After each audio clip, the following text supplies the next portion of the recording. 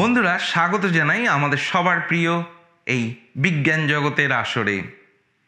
আমরা আমাদের যে পরিবেশ, সেই পরিবেশে এই শীত পড়ছে, আর তখন আমরা দেখতে পাই যে নানা ধরনের নতুন নতুন যেন পাখি এসে উপস্থিত হয়েছে।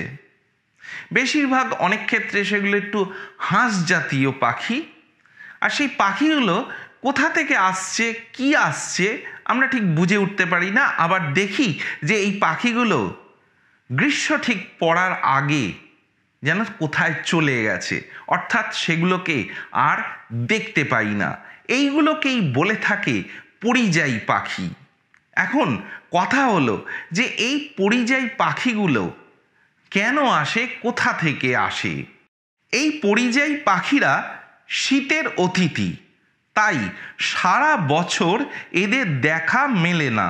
শীতের শুরুতে ওই সব ভিনদেশি পাখিদের কোনোটা উড়ে আসে সুদূর সাইবেরিয়া, ক্যাস্পিয়ান হ্রদ, মানস সরোবর থেকে, কোনোটা বা আসে উত্তর ভারতের হিমালয় অঞ্চল থেকে। শীতের শুরুতে ওই সব জায়গা যখন বরফে ঢেকে যায়, ওখানকার সেই প্রচণ্ড ঠান্ডা এড়াতে আর সেই সঙ্গে খাবার জোগাড়ের তাগিদে দূর দেশে যাত্রা শুরু করে এই পাখিরা। এই অভ্যেসটা বংশ পরম্পরায় দেশান্তরী পাখিদের মধ্যে গড়ে উঠেছে। প্রত্যেকবারই ঘর ছাড়ার সময়, অর্থাৎ শীতকালের শুরুতে দেশান্তরী পাখিদের শরীরের বিশেষ এক ধরনের হরমোনের ক্ষরণ হয়।